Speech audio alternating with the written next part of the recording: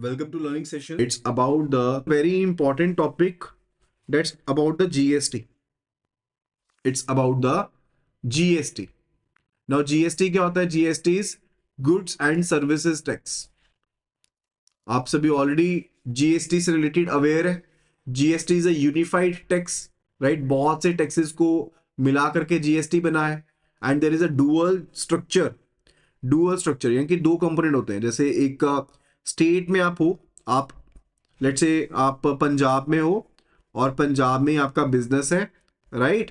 और पंजाब के कस्टमर्स को आपने सेल करा है, तो दो कंपोनेंट्स होंगे. एक होएगा स्टेट GST और दूसरा होएगा सेंट्रल GST, राइट? इस तरह से होता है. तो GST जो है वो एक कौन सा टैक्स है? It's a destination based tax. ध्यान रखिएगा, डेस्टिनेशन बेस्ड है ये क्यों इसे डेस्टिनेशन बेस्ड कहते हैं वो जल्दी क्लियर हो जाएगा आपको. डेस्टिनेशन बेस्ड टैक्स है. और कैसा टैक्स है ये? This is a indirect tax. होते ना direct taxes, indirect taxes, do you know? Direct tax कौन से होते हैं? लाइक जो आपको इनकम टैक्स पे करना पड़ता है वो डायरेक्ट टैक्स है. लेकिन इनकम टैक्स पे करने के बाद भी आप इनडायरेक्टली टैक्स पे करते हो. आपने कोई सामान खरीदा, उसके ऊपर तो GST लग रहा है, तो आप GST तो अल्टीमेटली तो कंज्यूमर ही पे कर रहे हैं, right? Consumer is paying the cost. तो इट्स एन इनडायरेक्ट टैक्स. ये एक इनडायरेक्ट टैक्स है. बहुत से multiple state and central taxes, indirect taxes को रिप्लेस करते हुए GST आया. अब इसमें अलग अलग कंपोनेंट होते हैं. Like we are having the SGST, CGST, IGST, UTGST. These are the components, right? अगर तो सेम स्टेट में सेम जगह पर आप सामान खरीद बेच रहे हो फिर तो SGST CGST रहेगा. और वहीं पर अगर स्टेट ना होते हुए यूनियन टेरिटरी है, फिर SGST किसे रिप्लेस कर देगा? UTGST को रिप्लेस कर देगा. यूनियन टेरिटरी GST को रिप्लेस कर देगा. और लेट्स केस अगर इंटर स्टेट सेल करी गई है, इंटर स्टेट सप्लाई करी गई है, इंपोर्ट करा गया है, राइट? तो उसके केस में IGST यानी कि इंटीग्रेटेड GST एप्लीकेबल होगा. इंटीग्रेटेड GST एप्लीकेबल होगा. देखो IGST के केस में सेंट्रल गवर्नमेंट स्टेट को अपने हिसाब से हिस्सा देती है. CGST जो होता है वो सेंट्रल गवर्नमेंट का हिस्सा है. SGST या UTGST यूनियन टेरिटरी का या फिर स्टेट का हिस्सा है, right? That is the scenario. Okay. तो टैक्सेबल इवेंट क्या होता है? जब गुड्स को, सर्विसेज को सप्लाई किया जाता है, ठीक है, कंसिडरेशन के तहत, तो उसके ऊपर GST एप्लीकेबल होगा. तो in that scenario the GST would be applicable. There are different slabs related to it. Multiple slabs हैं, उनको समझते हैं. तो एक स्कीम इसमें होती है GST के केस में, that is a composition scheme. Have you heard about it? अगर नहीं भी सुना हुआ तो मैं बता देता हूँ, नो वरीज इन दैट. देखो एक स्कीम होती है कंपोजिशन स्कीम. कंपोजिशन स्कीम की जो एलिजिबिलिटी लिमिट है that is up to 1.5 crore. यानी कि अगर 1.5 करोड़ तक का आपका टर्नओवर है तो आप कंपोजिशन स्कीम में पार्टिसिपेट कर सकते हो, right? And special category state के लिए लिमिट जो है वो 75 लाख रुपीज तक की है. एंड उसमें टैक्स रेट जो होता है मैन्युफैक्चरिंग के लिए 1% है, रेस्टोरेंट्स के लिए 5% अगर नॉन अल्कोहलिक बेस है, अगर ट्रेडर्स है उनके लिए 1% है, राइट? ये डिफरेंट रेट्स होते हैं. तो वहां पर बेनिफिट सिर्फ रेट को लेकर के है. और टर्नओवर से रिलेटेड अगर आपकी टर्नओवर कम है तो आपको वो बेनिफिट मिल जाएगा, ठीक है जी. और इसमें एक कंसेप्ट होता है that's related to ITC. ITC is input tax credit. Input tax credit. Like आपने सेल करने के लिए गुड्स ली, मैंने सेल करने के लिए गुड्स ली, मैं ट्रेडर हूं, मैंने सेल करने के लिए गुड्स ली, और जो गुड्स मैंने पहले ली उसके ऊपर GST लगा 5%. तो मैं 5% GST मैंने पे कर दिया ऑलरेडी, और आगे भी मैं चार्ज कर रहा हूं. तो बेसिकली मैं डबल क्यों करूं पे, राइट? तो उसके केस में मैं क्या कर सकता हूं? रिफंड ले सकता हूं. मैं इनपुट टैक्स क्रेडिट ले सकता हूं एंड मुझे उसका बेनिफिट हो जाएगा. That's ITC. क्लियर है चीज? Is that clear? Now let's have a look at the GST rate structures. तो GST जो स्लैब्स होते हैं अलग अलग होते हैं. लाइक 0% स्लैब है, 5%, 18%, राइट? 40% का एक स्पेशल स्लैब अब लेकर आया गया है. Like 0% slab is something related to जो सबसे ज्यादा इसेंशियल गुड्स है, फूड आइटम्स है, लेकिन बेसिक नेसेसिटीज है, उनको एग्जेम्प्ट किया गया है, GST नहीं एप्लीकेबल होगा. फिर 5% का स्लैब है लाइक टॉयलेटरीज, फुटवेयर, किचनवेयर. अभी ये लो टैक्स स्लैब है, अफोर्डेबल गुड्स के ऊपर होना चाहिए, जो लाइक पैकेज फूड आइटम्स हैं उनके ऊपर एप्लीकेबल होगा. 18% जो है वो स्टैंडर्ड रेट है, मैक्सिमम सभी लाइक गुड्स एंड सर्विसेज के ऊपर 18% जो GST है वो एप्लीकेबल होता है. And then it is a 40% slab. अब ये स्पेशल स्लैब है जो कि काफी हायर रेट है लग्जरी आइटम्स के लिए, लग्जरी गुड्स के लिए, सिन गुड्स के लिए है, राइट। जैसे मान लो महंगी कारें हैं, टोबैको प्रोडक्ट्स हैं, उनके ऊपर काफी हायर टैक्स है, हायर टैक्स एप्लीकेबल रहता है उस केस में, right. Further it's related to simplification. अब रिफॉर्म ने बेसिकली क्या किया, अभी जो रिफॉर्म किए गए हैं, जो 12% का स्लैब था, 28% का स्लैब था, उनको खत्म कर दिया गया। एंड जीएसटी 2.0 जो आया है वो प्राइमरली 5%, 18% को स्लैब करता है। 0% इजेंशियल के लिए उसमें आइटम्स बहुत कम है और 40% सुपर लग्जरी आइटम्स के रिलेटेड है। अगर मैं सेक्टरल इंपैक्ट की बात करूं तो जो आपके इजेंशियल्स हैं, एवरीडे है, उनको मूव कर दिया गया 5% में। किसमें मूव कर दिया? 5% में मूव कर दिया। जो इलेक्ट्रॉनिक्स है, कंज्यूमर ड्यूरेबल्स हैं, उसके ऊपर 18% एप्लीकेबल है। अगर मैं स्मॉल कार्स की, मोटरसाइकिल्स की बात करूं under the specified engine capacities, उनके ऊपर भी इवन आपको 18% का जो जीएसटी है वो देखने को मिल जाएगा। अगर लग्जरी व्हीकल्स की बात करें, if we talk about the luxury vehicles, तो उनको 40% के स्पेशल स्लैब में रखा गया, राइट। तो जस्ट आपको एक आइडिया रखना होता है कि क्या क्या चीजें चल रही है। तो जीएसटी से रिलेटेड आपको एक आइडिया मिल गया होगा कि क्या क्या कम चीजें हैं। And I just told you about the main thing जो है दैट्स रिलेटेड टू कंपोनेंट्स, ठीक है। तो आईजीएसटी कब एप्लीकेबल होगा? When the IGST will be applicable, जब इंटर स्टेट है, इंटर स्टेट अगर ट्रांजैक्शन हो रही है तो आईजीएसटी एप्लीकेबल होगा। इन that scenario the IGST would be applicable. And अच्छा, एसजीएसटी कब एप्लीकेबल होगा? जब इंट्रा स्टेट है, जब सेम स्टेट के अंदर आप डील कर रहे हो। लेट्स केस पंजाब का सामान पंजाब के अंदर ही खरीदा बेचा जा रहा है, तो वहां पर एसजीएसटी एप्लीकेबल होगा, सीजीएसटी एप्लीकेबल होगा। एंड आईजीएसटी लेट्स से 18% के हिसाब से चलते हैं, तो अगर 18% जीएसटी एप्लीकेबल है किसी प्रोडक्ट के ऊपर, सर्विस के ऊपर, तो वहां पर 18% सीधा सेंट्रल गवर्नमेंट के पास चला जाएगा। अगर आईजीएसटी एप्लीकेबल, जैसे मान लो पंजाब वाले पर्सन ने दिल्ली में सेल करी, या दिल्ली वाले पर्सन ने पंजाब में सेल करी, या किसी भी और स्टेट में या यूटी में सेल करी, तो वहां पर आईजीएसटी एप्लीकेबल होगा। क्या होगा? आईजीएसटी एप्लीकेबल होगा। बट व्हाट इफ अगर पंजाब के पर्सन ने पंजाब में सेल करी, तो उसके केस में क्या रहेगा? एक तो एसजीएसटी एप्लीकेबल रहेगा, स्टेट जीएसटी एप्लीकेबल रहेगा, और एक सीजीएसटी एप्लीकेबल रहेगा। अब हाफ ऑफ कर दो इसका, 9% कंपोनेंट चला जाएगा एसजीएसटी में, 9% चला जाएगा सीजीएसटी में। Okay, now let's move further. It's related to the monetary limits. It is related to the monetary limits. Now if we talk about the payment of FDR, अगर आपको कैश में payment लेनी है तो कहाँ कब तक ले सकते हो? वैसे तो देखो बैंक वाले अब करते ही नहीं है, but as of practice, but 20,000 से कम तक की अगर आपकी कोई एफडीआर है और आपको कैश में पेमेंट चाहिए डायरेक्ट बिना अकाउंट में डलवाए हुए, तो वो आप ले सकते हो। इसी तरह से अगर आपके पास कोई डिमांड ड्राफ्ट है, या फिर कोई आपके पास टीटी है, राइट, तो या फिर आपके पास मनी ट्रांसफर है, तो उसके केस में 50,000 से कम अमाउंट है तो आप उसका पेमेंट ले सकते हो, ओवर द काउंटर पेमेंट ले सकते हो, ठीक है। इस तरह से अगर फॉरेन करेंसी को इशू किया जाना है तो 50,000 कैश देके आप फॉरेन करेंसी इशू करवा सकते हो, यानी कि 50,000 रुपीज तक कैश में दो और फॉरेन करेंसी ले लो, डेट इज अलाउड। जो एफएफएमसीज हैं, ठीक है, एफएफएमसीज जो फॉरेन चेंजेस होते हैं, जो मनी चेंजेस होते हैं, ठीक है, फॉरेन करेंसी मनी चेंजेस होते हैं, वो अलाउ कर सकते हैं कि भाई 50,000 तक आप कैश दो और फॉरेन करेंसी ले लो, राइट। अगर 50,000 से ज्यादा है फिर अकाउंट के थ्रू ही डेबिट होकर के ही वो आपसे पेमेंट लेंगे और फिर आपको फॉरेन करेंसी इशू की जाएगी। Then it is related to the maintenance of records. Maintenance of record, that's about the CTR transaction. I already told you ना कि 5 रिपोर्ट्स होती हैं। कौन कौन सी 5 रिपोर्ट्स पढ़ी थी हमने? जो FIU IND को भेजनी थी फ्रॉम मेमोराइज, हम ऑलरेडी इन टॉपिक्स को कवर कर चुके हैं। FIU IND को कौन कौन सी रिपोर्ट्स भेजनी होती हैं? One it is the CTR, cash transaction report, other one it is CCR, counterfeit currency report, then it is NTR, non profit organisation transaction report, then it is STR, suspicious transaction report, then it is last one is CBWR, that is cross border wire transaction report, right। ये 5 reports हैं जो अपने financial intelligence unit India को भेजनी होती है। अब उसी के तहत CTR है। CTR के तहत कहा जाता है कि जहां कहीं पर भी आपका एग्रीगेट अमाउंट आप डिपॉजिट करवा देते हो, हाई वैल्यू आपकी कैश ट्रांजेक्शन्स है, greater than 10 lakh rupees in one single bank, right, one single bank wise होती है ये, right.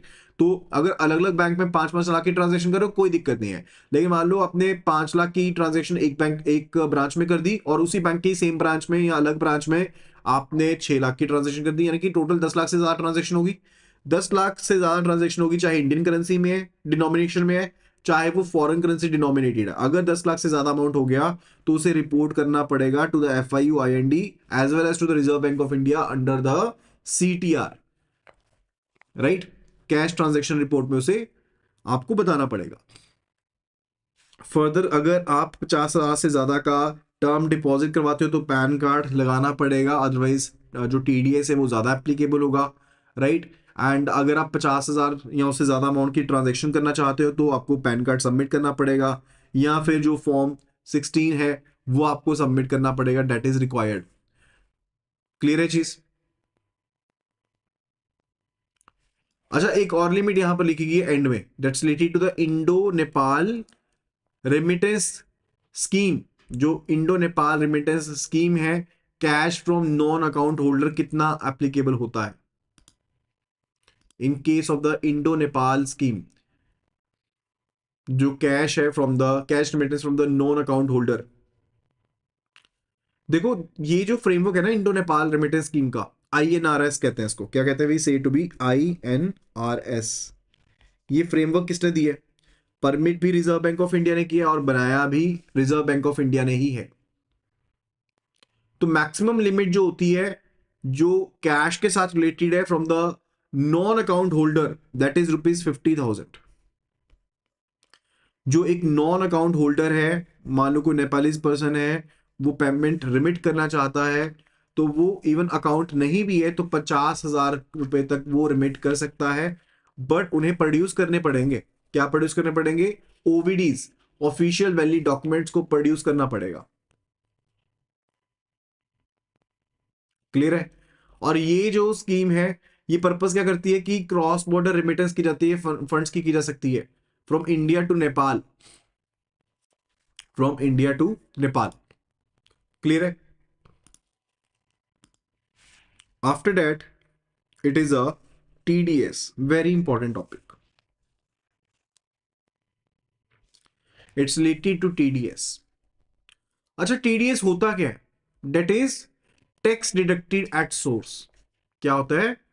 Tax deducted at source. यानी कि लेट से आपने FD करवाई, FD के ऊपर आपको इंटरेस्ट मिला, अब इंटरेस्ट के ऊपर TDS कट हो गया। तो बेसिक ये तो पता लग गया कट हो गया, लेकिन है क्या? तो एक मैकेनिज्म है किसके अंडर?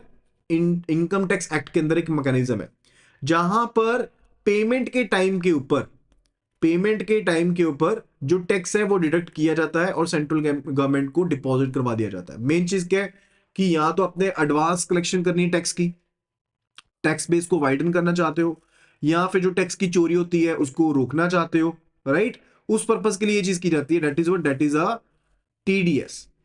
ये TDS का कामकाज है। ओके, सो बहुत से सेक्शंस है इसमें, इंपॉर्टेंट सेक्शंस है, उनको हम कवर करेंगे।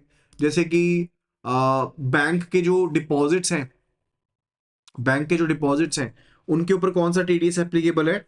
It is section 194A which is applicable, right. Section 194A है। अगर आप कॉन्ट्रैक्टर को, सब कॉन्ट्रैक्टर को पेमेंट करते हो, उसके केस में सेक्शन 194C एप्लीकेबल है। अगर आप जनरल डिडक्शन कर रहे हो रेंट को लेकर के, या जनरल डिडक्शन है तो रेंट से रिलेटेड पर्टिकुलरली कहते हैं इसको 194I होता है। अगर आप लेट्स से इंडिविजुअल्स HUF के रिलेटेड डिडक्शन कर रहे हो तो 194IB होता है। प्रोफेशनल फीस के लिए 194J होता है, राइट। एंड इसी तरह से अगर आप नॉन रेजिडेंट पेमेंट्स कर रहे हो तो सेक्शन 195 होता है। So we are to memorise these all sections first of all, memorise all the sections. तो इंटरेस्ट पेमेंट को लेकर के 194A, अगर कॉन्ट्रैक्टर को पेमेंट की 194C, प्रोफेशनल पेमेंट की 194J, अगर रेंटल पेमेंट से रिलेटेड कर रहे हो तो 194I, अगर NRO से रिलेटेड है यानी कि नॉन रेजिडेंट जो ऑर्डनरी अकाउंट में इंटरेस्ट रिलेटेड है तो सेक्शन 195 वो भी इसमें शामिल होता है, right. So these are the major important points, these are the major important points. इसके अलावा कैश ट्रांजैक्शन के ऊपर TDS डिडक्ट होता है, एंड मोर ओवर जो भी सेक्शन 194N है, are you aware of section 194N? जैसे 194H भी है, वैसे तो ब्रोकरेज के साथ रिलेटेड होता है, 194Q होता है परचेजेस ऑफ गुड्स के साथ रिलेटेड होता है, एंड अगर पार्टनर्स को पेमेंट करते हो तो 194T एप्लीकेबल होता है, कैश ट्रांजैक्शन को लेकर के 194N एप्लीकेबल होता है, right? So these are the different sections, लेकिन हम इंपॉर्टेंट और जो बैंक्स के एग्जाम्स के साथ इंपॉर्टेंट रिलेटेड है उन्हीं के बारे में बात करने वाले, अदरवाइज तो बहुत वाइडेंड है, otherwise widened that, right? Now, first of all, we are going to discuss about the TDS on interest on term deposits.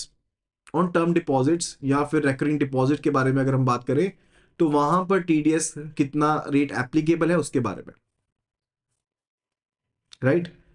तो अगर मान लो इंटरेस्ट अर्न हुआ आपका टर्म डिपॉजिट के ऊपर, एफडी के ऊपर, आरडी के ऊपर, रेकरिंग डिपॉजिट के ऊपर, तो वहां पर एक थ्रेशोल्ड लिमिट लगाई गई है. There is a threshold limit which is applicable, okay? And वो थ्रेशोल्ड लिमिट कितनी है?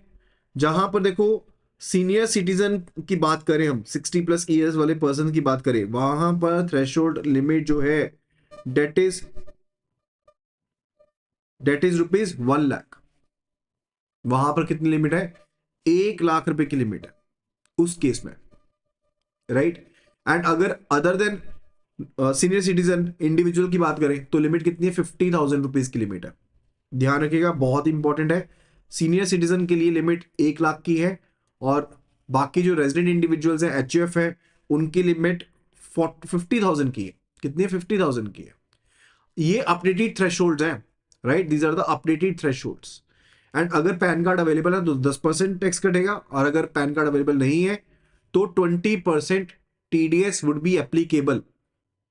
20% TDS would be applicable, right? अब एक सिंपल सा क्वेश्चन होता है कि हमारा तो TDS डिडक्ट हो गया, तो कोई इश्यूज नहीं. अगर TDS डिडक्ट हो भी गया, आप उसे अपनी ITR में क्लेम कर सकते हो. आप ITR में क्लेम कर सकते हो अगर आप नॉन टैक्सेबल है हो आप. If you are non taxable तो आप उसे अपनी ITR में क्लेम कर सकते हो, उसमें कोई इश्यूज नहीं है. ठीक है जी, यहां तक का पॉइंट क्लियर हो गया TDS के साथ related. Further if we talk about एक सिंपल सा आपको आइडिया देता हूं. ये TDS जो एप्लीकेबल होगा, इसका जो थ्रेशोल्ड है, ये इंटरेस्ट क्रेडिट का थ्रेशोल्ड है.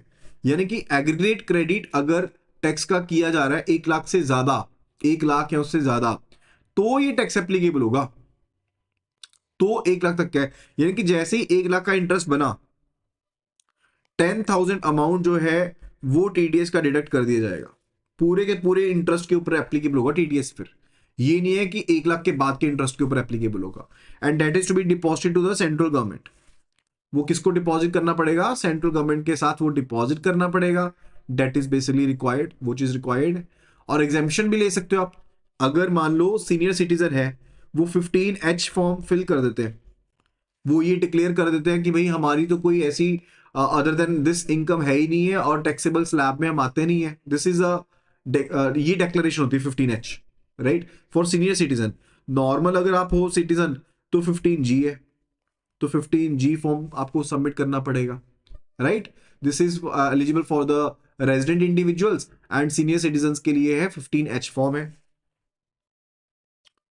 फर्दर इट्स रिलेटेड कि अगर हम रेट ऑफ TDS की बात करें, जैसे आपको बताया, अगर तो पैन कार्ड है तो 10%, अगर नहीं है तो 20% एप्लीकेबल होगा.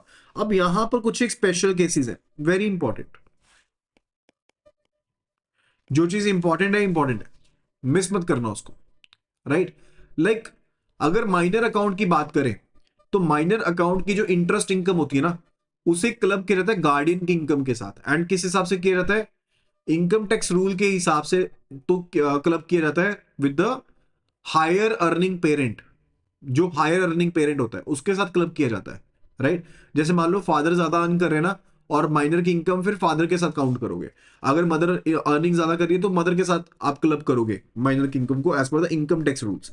बट अगर मैं बात करूं बैंक के ऑपरेशंस के हिसाब से, तो बैंक जो है वो क्लबिंग करता है, ऑपरेशनली मैप करता है जिसके साथ अकाउंट ओपन है. Let's say minor under guardian with father है, तो बैंक जो क्लबिंग करेगा टीडीएस के डिडक्शन के लिए, वो क्लबिंग करेगा फादर के साथ, क्योंकि फादर के साथ आपका गार्डियन अकाउंट है। अगर मदर के साथ गार्डियन अकाउंट है तो मदर के साथ क्लब करेगा उसको, राइट? That's a scenario. अगर ज्वाइंट अकाउंट की बात करें तो टीडीएस जो है वो रिफ्लेक्ट करेगा in the name of the first account holder, in the name of the first account holder. This is important, this is important. Let's say case A and B का FDR है, राइट? या फिर कोई भी ए एंड बी कह लो, ए और B कह लो, कोई भी अकाउंट ऑपरेशन हो, राइट? तो उसके केस में ए के नाम पर रिफ्लेक्ट करेगा जो टीडीएस डिडक्ट किया है। अगर आप उसे क्लेम करना चाहते हो तो ए की आईटीआर में वो आपको रिफ्लेक्ट करेगा।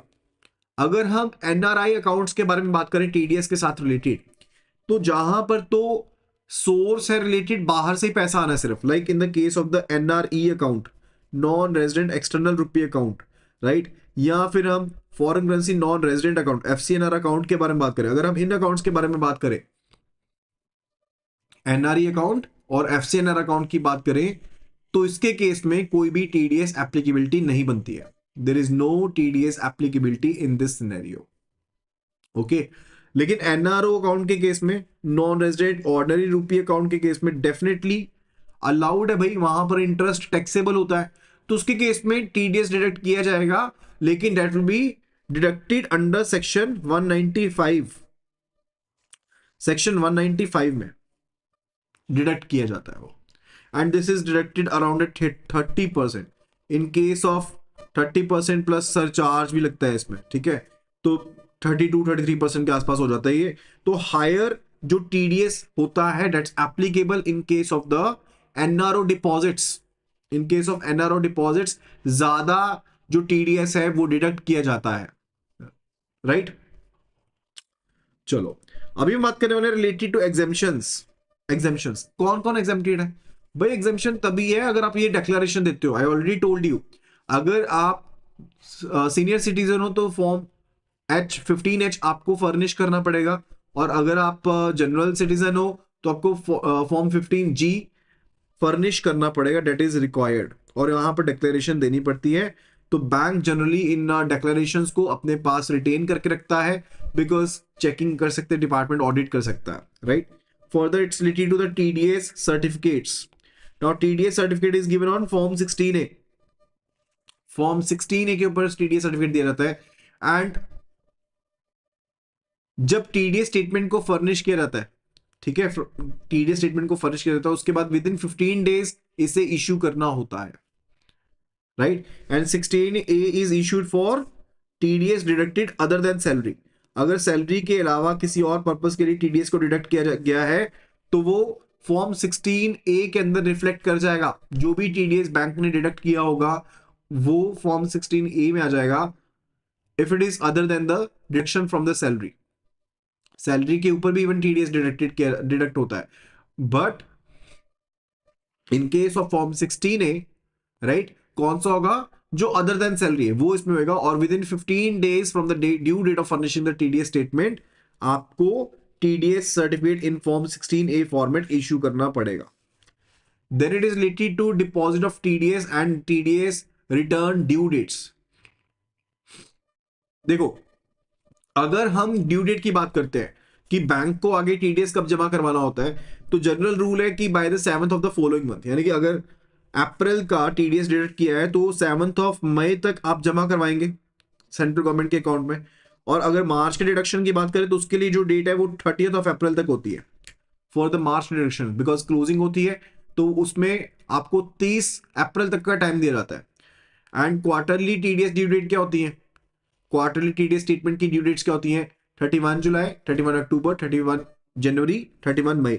तो मैंने आपको ये बताया था कि इन्हीं डेट्स के बाद 15 दिन के अंदर आपको टीडीएस सर्टिफिकेट 16A की फॉर्म में इशू करना होता है। क्लियर है चीज? Now after that the second section that we are going to learn about, it's the payment to the contractors. It's about the payment to the contractors. अब contractors के case में जो थ्रेशोल्ड लिमिट है that is for the single payment it is ₹30,000। अगर single payment करी है वो 30,000 से ज्यादा नहीं है सिंगल पेमेंट, तो फिर टीडीएस डिडक्ट करने की जरूरत नहीं है।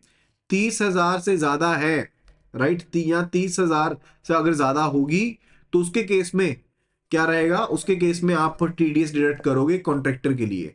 और अगर एग्रीगेट लिमिट आपकी पूरे के पूरे साल में 1 लाख रुपए है total payment let's say, right, तो उसके केस में आप टीडीएस डिडक्ट करोगे। अगर 1 लाख से ज्यादा है तो एग्रीगेट लिमिट कितनी है, 1 लाख से ज्यादा की है, यानी कि 1 लाख तक कोई टीडीएस डिडक्ट नहीं होगा अगर एग्रीगेट लिमिट है। लेट्स से किसी कॉन्ट्रैक्टर को पेमेंट दी 20,000 करके 5 बार पेमेंट कर दी, 5 बार पेमेंट कर दी, तो टीडीएस डिडक्ट होगा क्या 194C में? नो। अगर 1 लाख 1 रुपए पे कर दी फिर डिडक्ट होगा। और इस केस में टीडीएस रेट कितना एप्लीकेबल है, इंडिविजुअल के लिए एचएफ के लिए 1% है, अगर आप फर्म के साथ कंपनी के साथ कर रहे हो तो 2% है। फर्म के साथ कर रहे हो कॉन्ट्रैक्ट या कंपनी के साथ कर रहे हो तो 2% है। अदरवाइज इंडिविजुअल के लिए एचएफ के लिए, एचएफ कहते हैं Hindu undivided family, HF is Hindu undivided family. Already we have covered all these topics कि हम हिंदू अनडिवाइडेड फैमिली क्या होता है, सब कवर कर लिया हो पहले, राइट। उसके केस में कितना एप्लीकेबल होगा, 2% एप्लीकेबल होगा for the non resident person, firm है कंपनी उनके केस में। और अगर इंडिविजुअल है एचएफ है तो 1%। एंड अगर हम ट्रांसपोर्टर्स की बात करें, जो स्पेसिफाइड केसेस है ना ट्रांसपोर्टर्स के, तो टीडीएस इवन नील भी हो सकता है प्रिस्क्राइब कंडीशंस को अगर फुलफिल किया गया है। लेकिन अगर पैन कार्ड फर्निश नहीं किया गया तो TDS rate would be applicable at 20%। तो टीडीएस कितना एप्लीकेबल होगा, 20% टीडीएस एप्लीकेबल होगा, right. After that it's related to TDS on rent, section 194I और 194IB, that is a TDS on the rent. देखो सेक्शन 194I है जो, वो generally rent के साथ डील करता है, राइट, यानी कि जो एंटिटीज हैं, जो ऑडिट केसेस हैं, उनके केस में 194I के साथ डील किया जाता है। यानी कि इस केस में थ्रेशोल्ड लिमिट क्या रख दी गई है, ये अपडेट हो गई है, ध्यान रखिएगा। Now it is ₹50,000 per month, अब पर मंथ बेसिस पर कर दिया गया, पहले एनुअल बेसिस पर होता था, अब ये पर मंथ बेसिस पर है। यानी कि पर मंथ बेसिस पर अगर आपका रेंट 50,000 या उससे ज्यादा है, राइट, तो उसके केस में आपके ऊपर टीडीएस एप्लीकेबल होगा under section 194I। Okay, and if it is related to rent of plant machinery, जैसे मान लो किसी पर्सन ने जनरेटर रेंट दे दिया बैंक को, तो उसके ऊपर कितना टीडीएस एप्लीकेबल होगा 194I के अंदर, दैट इज 2%। 2%। अगर लैंड बिल्डिंग फर्नीचर दिया गया है, रेंट के ऊपर लैंड बिल्डिंग दी गई है, तो इट विल बी 10%। तो it will be 10%। TDS rate की बात कर रहे हैं, टीडीएस का थ्रेशोल्ड अमाउंट 50,000 का है, लेकिन रेट की अगर बात करें तो डेट इज 10%। क्लियर है चीज। एंड सेक्शन 194IB किसका हैंडल करता है, जो रेंट पे किया जाता है सर्टेन इंडिविजुअल्स के द्वारा, एचएफ के द्वारा, जो ऑडिटेड नहीं है, जो ऑडिट के अंदर नहीं आते हैं, राइट। तो जहां पर जो इंडिविजुअल है एचएफ है, जहां पर जो इंडिविजुअल है एचएफ है, जो टैक्स ऑडिट के अंदर कवर नहीं होते हैं, या फिर जो रेंट टू रेजिडेंट है वो 50,000 से ज्यादा हो जाता है, उस केस में 194IB कवर होगा और TDS rate would be applicable at 2% in that scenario. और अगर पैन कार्ड फर्निश ना किया गया तो दोनों केसेस में 20% का जो टैक्स है वो एप्लीकेबल रहेगा, ठीक है। एंड फर्दर जो टोटल टीडीएस है, टोटल टीडीएस जो होता है वो आपका, जो टोटल टीडीएस डिडक्ट किया गया है, इसमें कैप लगाई गई है 20%, क्योंकि हो सकता है कि 20% करते हुए बहुत ज्यादा बन जाए, तो 20% लगाया गया कि ऑपरेशनल कैप ये है कि टीडीएस जो है वो पिछले महीने के रेंट से ज्यादा नहीं हो सकता, राइट। ये चीज ध्यान में रखनी पड़ेगी। Further it's related to deposit and certificate. Deposit की क्या टाइमलाइन है इस केस में, कब तक डिपॉजिट करना पड़ेगा, डिपॉजिट कब तक करना पड़ेगा। देखो आपको फॉर्म 26QC, ये एक फॉर्म का नंबर याद रखने की आपको जरूरत नहीं है, एग्जाम के पॉइंट्स इतना रेलेवेंट नहीं है, बट जस्ट लिखा हुआ रेफरेंस पर्पस के लिए, राइट। तो विद इन 30 डेज आपको, जब आपने टैक्स डिडक्ट कर दिया था उसके बाद 30 दिन के अंदर अंदर आपको डिपॉजिट करना है। और सर्टिफिकेट की बात करें तो फॉर्म 16C होता है, जिसके ऊपर आपको सर्टिफाई किया जाएगा within 15 days from the due date of furnishing the form 26QC। यानी कि जब आपने फॉर्म 26QC को फर्निश कर दिया है, उसके बाद विद इन 15 डेज आप फॉर्म 16C को प्रेजेंट दे सकते हैं टू द कस्टमर कि आपका ये टीडीएस डिडक्ट हुआ है. Is that clear? Is this clear so far? After that, it's related to TDS on professional fees and the technical services. अगर कोई प्रोफेशनल आप सर्विसेज ले, तो लेट्स से एडवोकेट की सर्विसेज ली, सीए की सर्विसेज ली, अब उसके लिए भी जो थ्रेशोल्ड लिमिट है उसको इंक्रीज कर दिया गया है. पहले 30,000 की होती थी, लेकिन now it is 50,000. It is 50,000 now. And अगर कोई प्रोफेशनल है तो उसके लिए एप्लीकेबल है 10% का टीडीएस रेट. एंड अगर टेक्निकल सर्विसेज है, कॉल सेंटर ऑपरेशन है, तो वहां पर 2%. और अगर पैन कार्ड नहीं है तो उसके केस में 20% of the TDS would be applicable. And बहुत सी कुछ यहां पर ना, बेसिकली अगर एक पॉइंट समझो को, डायरेक्टर को जो भी पेमेंट की जाती है, डायरेक्टर को जो भी पेमेंट की जाती है उसके ऊपर टीडीएस लगेगा 194J के अंदर, इवन अगर 1 रुपया भी दिया है. ठीक है, तो ये चीज यहां पर कही है कि पेमेंट जो डायरेक्टर को की जाती है अदर देन द सैलरी, वहां पर आप जो प्रैक्टिकल थ्रेशोल्ड लिमिट्स है उनके ऊपर रिलाई नहीं करोगे. अगर 1 रुपया भी दिया है तो वहां पर क्या लगेगा, टीडीएस एप्लीकेबल होगा. That's a special case for the payment to the directors. That's a special case related to payment to the directors. Clear so far? Further it's related to the interest fee and penalty framework for defaults. Important है ये भी. अगर default हुआ तो let's say अगर आपने TDS को deduct नहीं किया या कम टीडीएस डिडक्ट कर दिया, तो 1% पर मंथ के हिसाब से, 1% पर मंथ के हिसाब से जब टैक्स डिडक्ट करना बनता था, राइट, टू एक्चुअल डिडक्शन, तब तक 1% का टीडीएस एप्लीकेबल रहेगा. तब तक आपको 1% के हिसाब से वो इंटरेस्ट आपके ऊपर एप्लीकेबल रहेगा. लेट्स से आपने 1 लाख रुपए डिडक्ट करना था, 1 लाख डिडक्ट करना था, लेकिन आपने डिडक्ट किया सिर्फ 90,000. ठीक है, अब 10,000 शॉर्ट हो गया. अब 10,000 जो शॉर्ट अमाउंट हुआ उसका 1% पर मंथ, यानी कि 1,000 रुपए पर महीने का. 15 महीने बाद जमा कराया तो 15,000 रुपए, 15,000 रुपए लमसम आपको आइडिया बता रहा हूं, 15,000 रुपए आपको जमा करवाने पड़ेंगे. ठीक है, बैंक को जमा करवाने पड़ेंगे क्योंकि उन्होंने नॉन डिडक्शन नहीं करी या कम डिडक्शन करी. सेकेंड सिनेरियो, अगर आपने डिडक्शन कर ली लेकिन जमा नहीं करवाया, तो 1.5% पर मंथ के हिसाब से, और part thereof, part of month. Part of month का मतलब क्या है, लेट्स से डिडक्शन करनी थी, ठीक है, डिडक्शन आपने करनी थी लेकिन करी नहीं है, आपने जमा नहीं करवाया, तो जिस दिन आपने डिडक्शन कर ली वो 15 तारीख थी. ठीक है, तो अगले 15 दिन को भी एक इंटरेस्ट के दायरे में लिया जाएगा, तब का इंटरेस्ट भी कैलकुलेट होगा एंड वो पे करना पड़ेगा. ओके. एंड अगर आपने स्टेटमेंट्स को फाइल नहीं करा, आपने फाइलिंग करनी थी, फाइल नहीं करा, तो उसके केस में 200 रुपए पर दिन की पेनल्टी लगेगी. एंड उसकी कैपिंग है up to maximum of TDS, यानी कि जितना टीडीएस आपने जमा करवाना था मैक्सिमम उतनी कैपिंग है. और अगर आपने गलत टीडीएस स्टेटमेंट भर दी तो वहां पर 10,000 से लेकर के 1 लाख रुपए तक की पेनल्टी आपके ऊपर लग सकती है. 10,000 से लेकर के 1 लाख रुपए तक की पेनल्टी आपके ऊपर फाइल की जा सकती है in that scenario. Is that clear? यहां तक क्लियर हो गया, right? Further it's related to the demand drafts. It's related to demand drafts. देखो कुछ एक इंपॉर्टेंट एस्पेक्ट्स हैं, इनको समझो.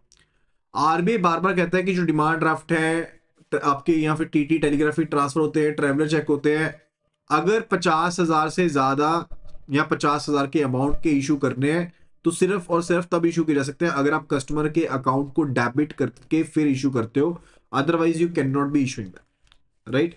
तो आप उनको अगर इशू करना चाहते हो तो आपको पहले कस्टमर का अकाउंट डेबिट करना पड़ेगा.